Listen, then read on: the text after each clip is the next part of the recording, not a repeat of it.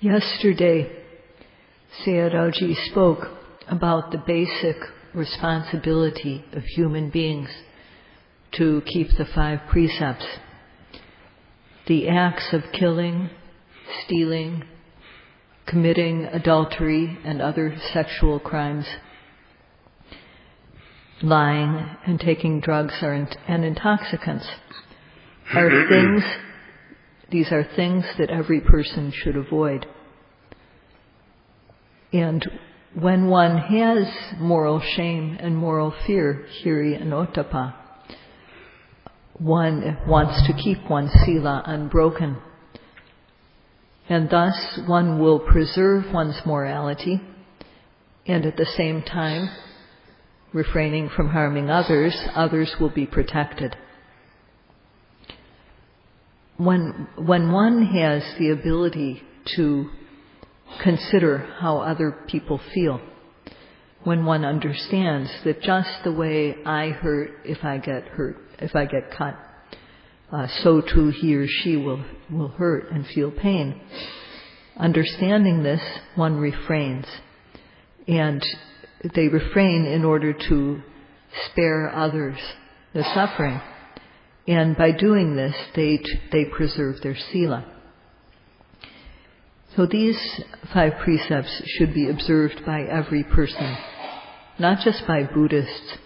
They should be observed by Hindus, Muslims, Christians, Jews, whatever religion one may be, one should keep the 5 precepts. And those who don't have any religion in particular should also keep these, because without the 5 precepts, one is not truly human. If we would keep the 5 precepts, if all people in the world would do this, even if we didn't do anything else, the world would become quite good. So this is how, with this bit of something virtuous, one quells, one calms that bit of what is faulty, of what is detrimental, without virtue. When we keep sila with this virtuous, this bit of virtue, which is sila, we dispel or quell or calm the transgressive acts, which are part of what is lacking virtue. And thus, when we keep sila, there is tadanga santi. There is a partial peace or momentary peace. And yesterday, Sayadaw spoke about how, in order to keep the 5 precepts, to keep from committing transgressive acts, one should develop the 4 foundations of mindfulness, or the 4 kinds of Satipatthana. Sayadaw spoke about what these are at the beginning of the retreat. And yogis who have been here since the start probably understand. If they've listened carefully, they understand what these 4 things called the 4 foundations of mindfulness, these 4 types of Satipatthana are. But Sayadaw will speak about this in brief. He will summarize this today. Satipatthana is made up of 2 words, sati and patthana. Or it can also be looked at as a compound of 3 words, sati, pa, and thana. Sati means to observe, to recollect. So what is it that where should one firmly place one's observation? There are 4 fields of observation. Kaya, the group of physicality. Vedana, the group of feelings, good, bad, neutral. Citta is the group of consciousness, thinking, planning, imagining, and so on. And dhammas, things such as wanting, seeing, hearing, touching, so on.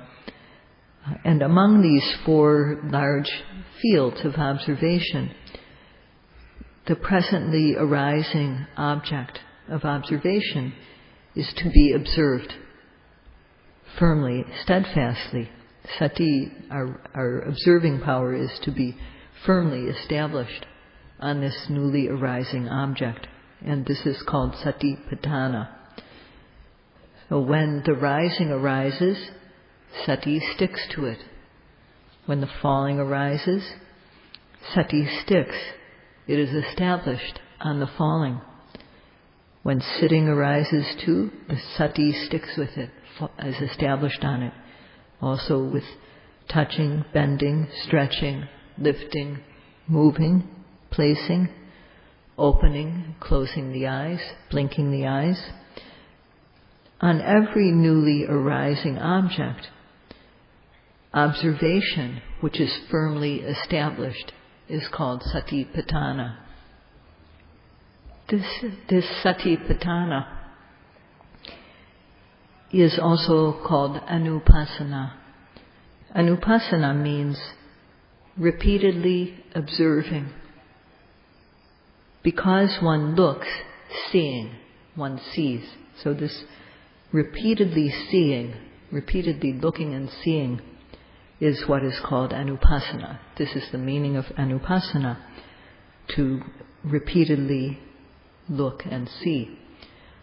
But this is also called Satipatthana.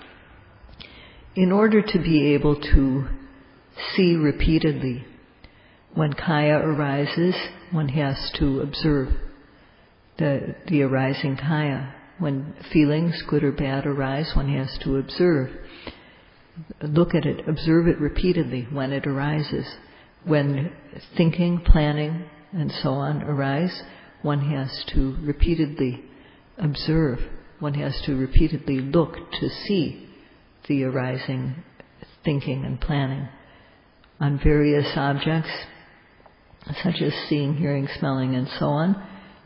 When they arise, one has to look repeatedly. One has to see them, observe them repeatedly.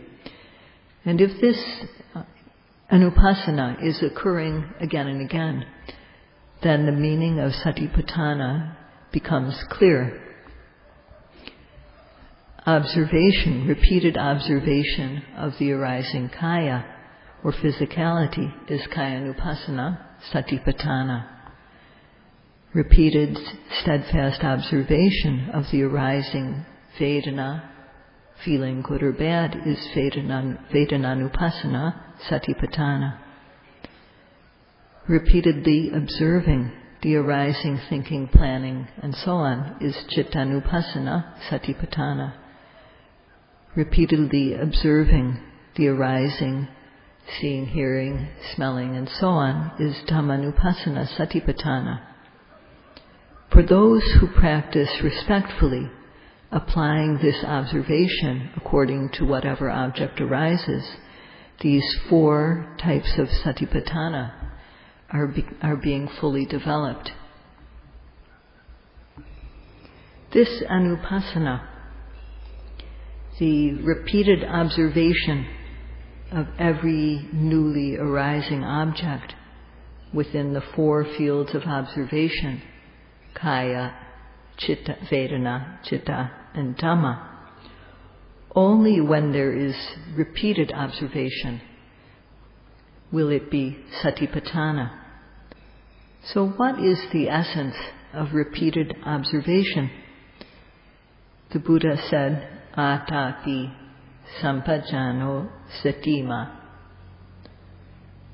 Atapi, if we take off the long E at the end, it becomes atapa. That means ardent effort. Only if there is ardent effort will there be a repeated observation. Only if sati is steadfast. Only if the mind is collected on the object. Only if the mind becomes concurrent with the object. Only then will knowledge arise. And that is Anupasana. So, in essence, it is described in 3 words, virya, sati, and panya. That means that one must make ardent effort. One can't be sluggish. One has to be always active and brisk in observing the object. So in practice, this means that as soon as the rising arises, as soon as the falling arises, as soon as an object arises, one has to push the mind so that it will reach that object. Only then can Anupasana arise. So this is how, only if there is virya, will Anupasana arise. Thus, with ardent effort to observe the presently arising object, ardent effort is done to make sati stick to the object. So every time one uses ardent effort to push the mind to the object, then sati sticks firmly to the object. And this is how it is described in terms of the method of Satipatthana. If one speaks in terms of jhana, then when the object arises, not only does one have to push the mind to the object, but one has to aim the mind. One aims the mind so that the mind, with repeated aiming, when it becomes accurate, the mind comes to rub against the object or become concurrent with the object. So with every time an object arises, one has to apply ardent effort to make the mind reach the object. And one also has to apply accurate aim so that the mind has the object in focus. If these are arising every second on the presently arising object, then one is repeatedly making effort to observe. One is repeatedly trying to observe. And this too is Anupasana. Observing like this, if virya is always present, then the sluggish, lazy mind is overcome by virya. Virya gets the upper hand over laziness. And because one is always aiming accurately, the mind doesn't become shrunken by sloth and torpor. So virya acts to reject laziness and the other kilesas. It doesn't give them a place. And vitakka makes the mind fresh, the quality of aiming. Vichara, the quality of rubbing, or the mind being concurrent with the object, makes the mind definite about the object so that there is no more wavering. And later, when sati sticks to the object, whether it's the rising or the falling, whatever object arises, then kilesas are prevented from entering one's mind stream. Sati has the quality of preventing them from coming in, of blocking them, keeping them out, and making the mind secure. This is described as rakha, avarana, and goti. So due to sati entering the mind, the kilesas are kept out, and at that time, vitakka, aiming, and vichara, rubbing, become better. If every time the object of observation arises, if every time one observes the arising object, sati sticks, then the mind won't run anywhere. So with each moment of sati, there will be a moment of khanika samadhi, a moment of the mind being collected on the object. And another moment of sati will bring another moment of khanika samadhi. And when this happens again and again, there will be no wanting to see good things, hear, smell, taste, touch good things. One will be free of kama chanda nivarana, the obstacle of sense desire. This is the immediate result that one gets from the practice. And then, when the mind falls collectedly on the object, there is ekagata. That is the most important jhanic factor. And then the mind will not run anywhere. So, therefore, when the mind doesn't run anywhere, there will be knowing. Knowledge will arise. And when one observes the rising, one will know the qualities of it, such as stiffness or tension. One will know that these are physical. And the mind observing it is nama, mental. When the falling is there, one will observe it and know displacement or movement, which are physical. And one will also know that the knowing of it is mental.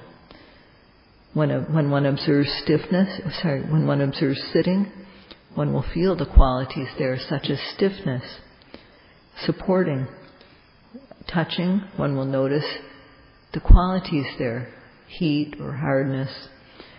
When one observes lifting, one will notice the qualities such as lightness. On the moving, one will notice qualities such as the foot being pushed from behind or pulled from in front. When placing the foot, one will feel how it becomes heavy and goes down, and then when one is supported on the leg, that there is stiffness. So all these things that one comes to know, this knowledge, this knowing is called sampajanya. And sampajanya means, first of all, one knows correctly. This is the meaning of sen and janya. To know correctly. To know completely, not just partially, but completely. And to know for oneself. These are the meanings of sanjanya. And one knows in a way that is distinct, not confused. So for example, one knows that there is the object being observed and the mind which is observing it. One will see clearly how this distinction. So one day, today a yogi said, in one noting, there are many, many things. So one sees in great detail, too. This is another meaning. And one feels, one knows in a way that is special. It's distinct from the way that we know from reading a book or from hearing about something. So all these are meanings of pa and janya. So if we put these pieces together and make sampajanya, then we have knowing correctly and distinctly. That is one meaning. Knowing completely and distinctly. Knowing for oneself distinctly. It can also mean knowing correctly in a special way.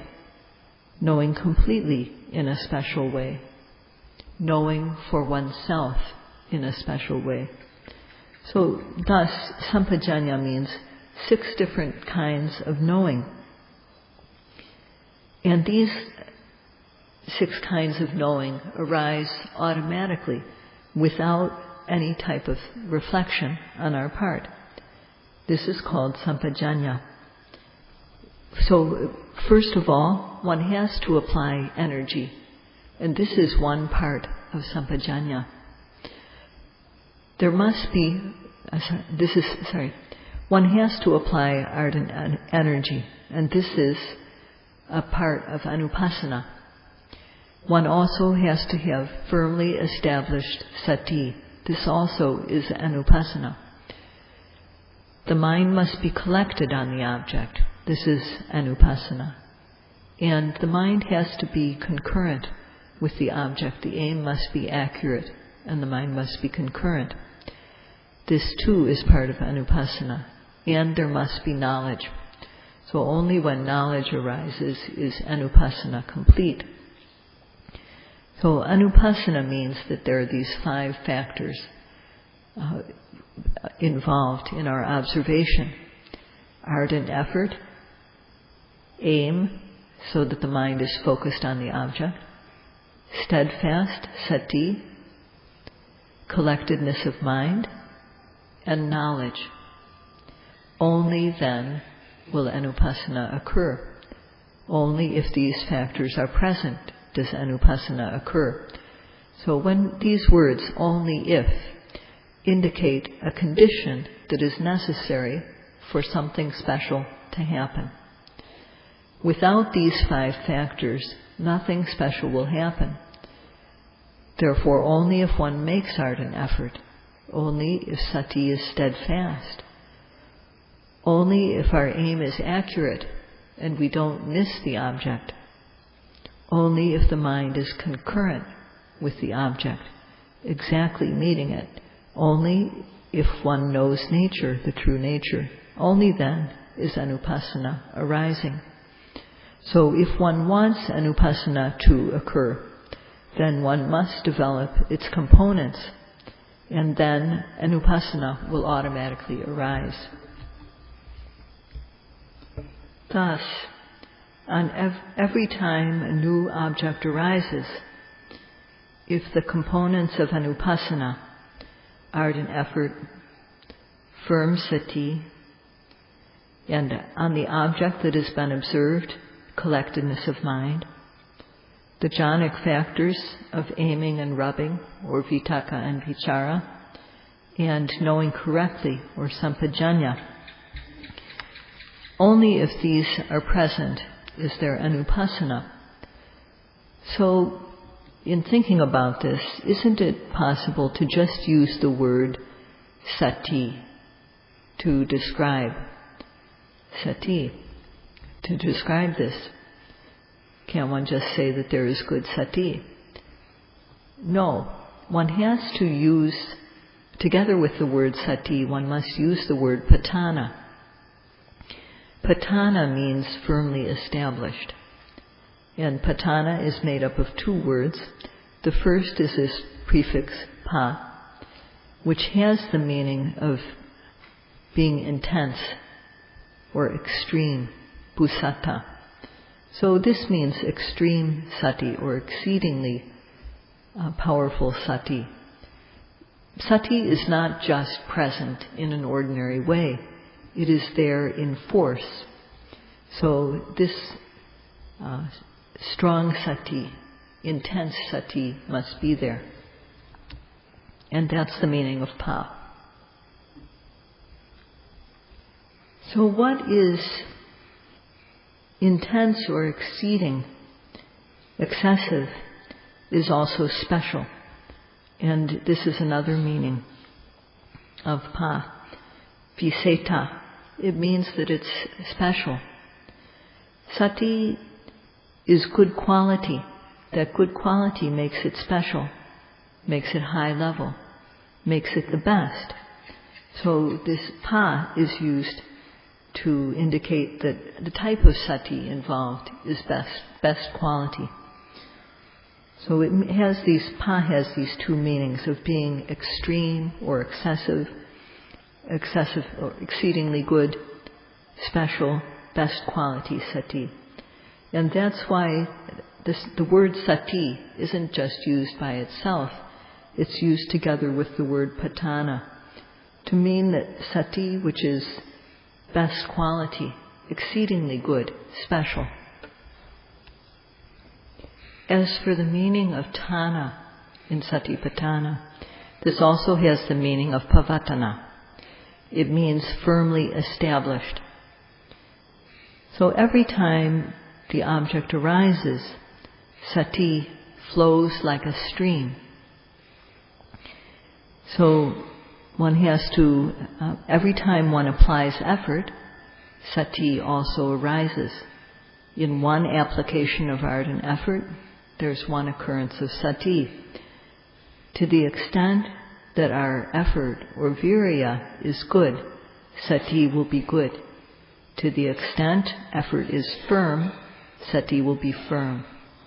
To the extent sati is stable, the extent virya is stable, sati will be stable. So the meaning of patthana is that it is very good quality sati. And this is not obtained just for nothing. Only if one practices respectfully, one needs to make effort to observe without missing. One has to always apply effort continuously. And then, and only then, will this type of very good quality sati arise. When a yogi notes for a while and then stops, notes for a while, stops, notes for a while and then stops, this type of practice will not lead to this special type of sati, very good quality sati. When one practices lightly, without making one's noting continuous, because of the lack of sati, when sati is absent, kilesas arise. So when one's notings are sparse, are infrequent, then the absence of sati leads to kilesas arising. And yogis who practice like this have some sort of sympathy for the kilesas. But the kilesas, on the other hand, have no sympathy for the yogi. They will torture the yogi when they arise. So just the way fire burns up everything burnable that is in its path, so too the yogis have to observe every object without a break, and they cannot have any sympathy for anything, any type of kilesa. So King Milinda asked the Venerable Nagasena about this, about whether yogis should have sympathy for kilesas. And they should not. Kilesas, mental defilements, are the internal enemy. And when one practices in a superficial way, the kilesas will arise and torture one. So one needs at this time to have sati, which rushes with momentum to observe the object. The meaning of pa in patthana means exceptional, best quality, and therefore, if as soon as the object arises, one thinks, what is this? How is it happening? Why is it happening? This type of exceptional sati will not occur. One has to observe as though it is an urgent matter. One has to observe the object as soon as it arises. One has to rush in order to observe the object. That is the quality that sati must have. And when sati has this quality, then patthana is true to its meaning. If one rushes, if the sati rushes with momentum, then it will penetrate the object. And only when sati penetrates into the object will one's mind be able to catch up with it.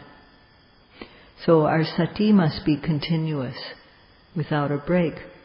We have to apply observation as though it is an urgent matter. And this is what patthana within the word Satipatthana means. So this is something, the meaning of Satipatthana is something that Sayadaw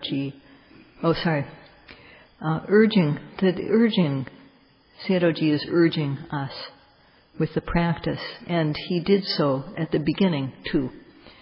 And this urging is done now because some yogis still are not inspiring at all to see. They don't rush to observe the object. One has to rush. In order to, only then will one be able to cover the whole object with one's sati. One can't just observe part of the object. One has to cover the whole thing with sati, and for that our sati needs momentum. So in order to develop sati which has momentum, one needs to apply art and effort, and one needs to make one's sati steadfast. The jhanic factors of accurate aim and the mind being concurrent with the object, that is vitakka and vichara, need to be there. And when that happens, there will be khanika samadhi, or ekaggata. And based on that, one will discern nama and rupa, the mental and the physical. So, in order to do this, for example, when one wants to go from standing to sitting down, don't do it immediately. Stand and note the intention to sit down. Only after noting the intention should one slowly go from a standing posture to sitting down. So when one applies oneself to try to observe the object from the very beginning, then sati will stick with the object, and virya, sati, aiming, the concurrency of the mind, and samadhi can all develop. They all have a chance to develop when one works slowly like this. And if that is the case, if these factors develop, then when the mind falls on the physical feelings, such as heaviness, then one will feel how the body becomes heavy. Stiffness arises, heaviness, and the body goes down bit by bit. This is rupa, the physical stuff that is involved in the act of sitting down. And sometimes one's mind will fall on the mind, the intention to do the sitting down.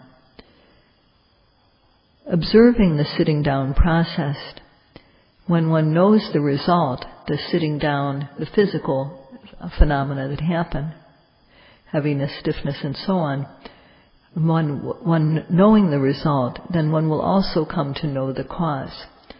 So one will come to see nama and rupa, mind and matter, and this is tadanga santi. Because of knowing, ignorance is quelled, it is calmed down. So with this knowledge that occurs for just a moment, this is virtue.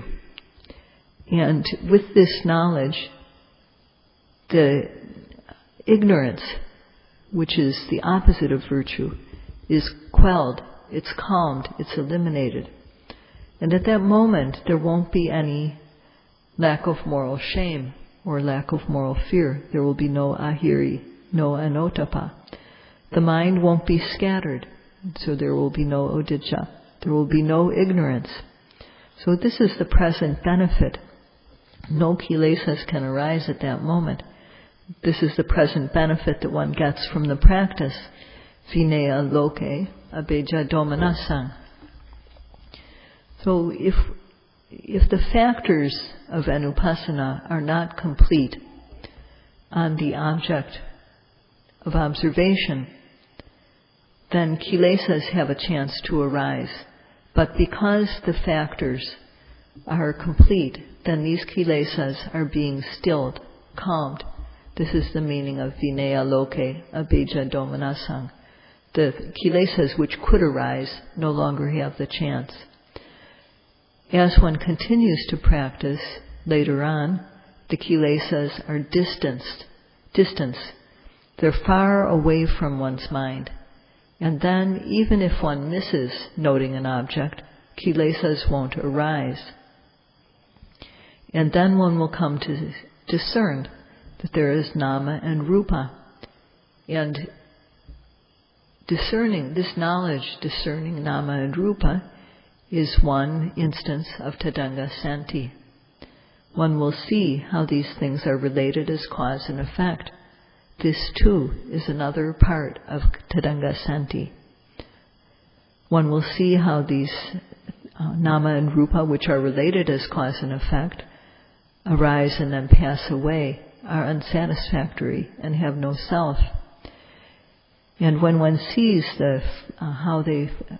this too is tadanga santi, and one further will see how these nama and rupa related as cause and effect, arise and pass away in a very quick, fleeting manner.